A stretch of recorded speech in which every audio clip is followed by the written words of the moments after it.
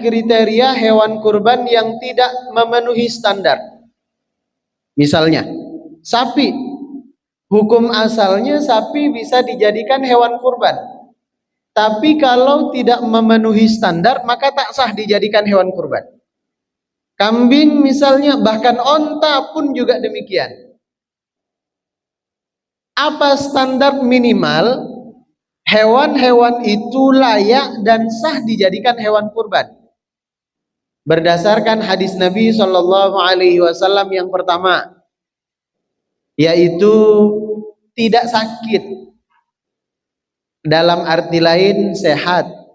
Maka tidak boleh kita sudah menyiapkan kambing dari jauh-jauh hari, menyiapkan sapi dari jauh-jauh hari, ternyata ketika hari H sakit, dan sakitnya itu nampak sampai dia misalnya nggak mau berdiri, atau misalnya susah diberi makan dia tak mau. Itu kan ciri-ciri hewan sakit, maka itu tidak sah. Atau sebaliknya, kalaupun sebelum hari raya itu sudah sakit misalnya, kemudian dikasih obat ramuan. Kalau dulu di kampung itu kakek-kakek kita zaman dahulu, kalau ada hewan ternaknya sakit, itu dibikin ramuan terus, iya betul, dimasukkan ke tubuh hewannya, diminumkannya atau dicampur dengan makanannya. Sebelum hari H misalnya hewan ini sakit, tapi menjelang hari H atau pas saat hari H hewan ini sembuh, maka sah dijadikan hewan kurban.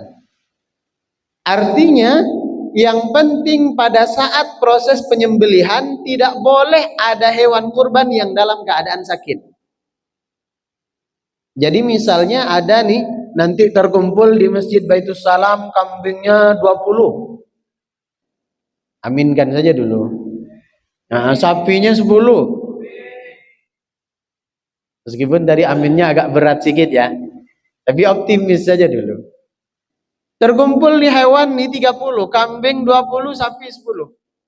Ternyata hari H ada satu ekor sapi yang misalnya mendadak sakit. Entah apa penyebabnya, tiba-tiba dia sakit.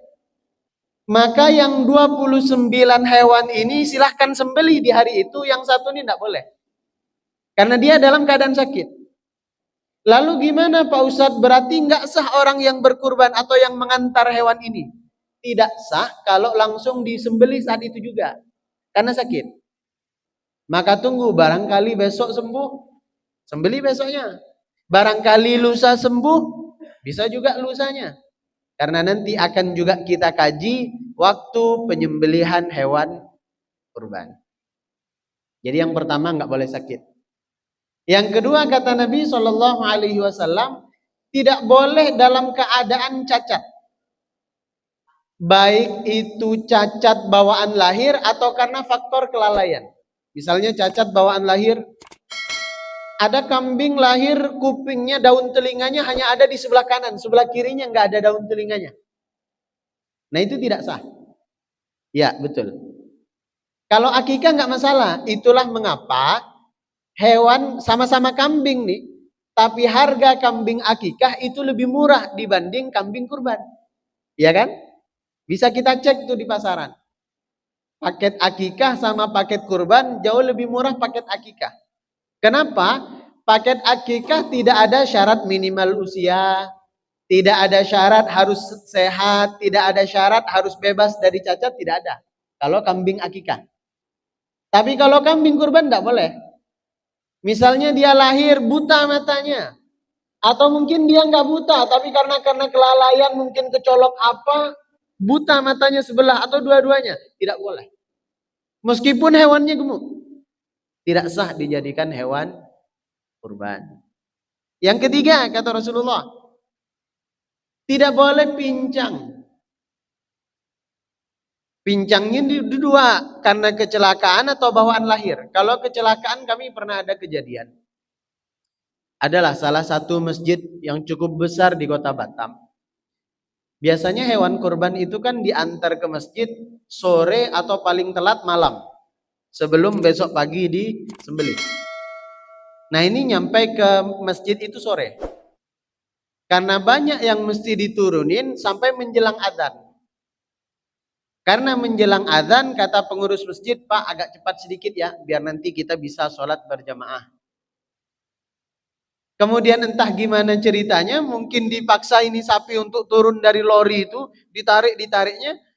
Ada satu ekor sapi yang dia sampai lompat. Enggak jalan di tangga yang udah disediain, dia lompat. Nah kemudian keseleo kakinya, mungkin kalau bahasa manusianya keseleo, sampai pincang. Jadi kaki depan kanan itu entah patah entah keseleo, pokoknya nggak bisa berdiri. Nah dari situ kemudian setelah sholat maghrib, panitia cerita ke kita, Ustadz itu ada sapi kita yang tadi jatuh dari lori, sementara besok mau disembelih. Maka saya sampaikan, menurut sabda Rasul Shallallahu Alaihi Wasallam itu tak sah dijadikan hewan kurban. Ada dua kemungkinan, dua cara. Pertama, kalau bisa silahkan nanti diurut sapinya atau diapakan. Nanti pada proses disembelih sembuh, nah itu nggak masalah. Kalau sekiranya sampai pemotongan hewan kurban itu habis masanya, dan hewan ini belum sembuh, mau nggak mau diganti. Karena tidak sah dijadikan hewan kurban.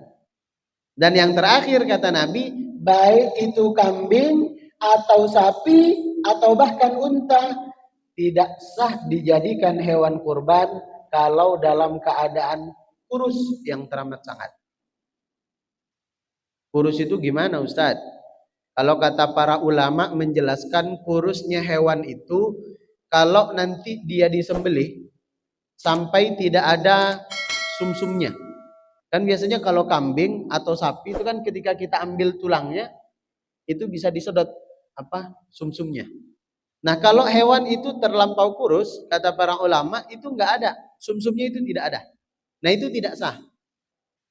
Sekali lagi ini hewan kurban, bukan hewan akikah. Kalau hewan akikah nggak masalah. Makanya kalau kita datang ke acara akikahan, cari tulangnya nih mungkin dapat, tapi cari sumsumnya susah. Karena barangkali dia kecil atau belum cukup umur untuk terisi sumsumnya. Tapi kalau kalau hewan kurban tidak boleh dalam keadaan kurus. Sekali lagi 4 syarat ini disampaikan oleh Rasul Shallallahu Alaihi Wasallam semata-mata jangan sampai kita mencari hewan kurban mempertimbangkan yang penting nilainya murah, yang penting harganya tidak mahal, yang penting semua jamaah bisa berkurban, bukan yang penting.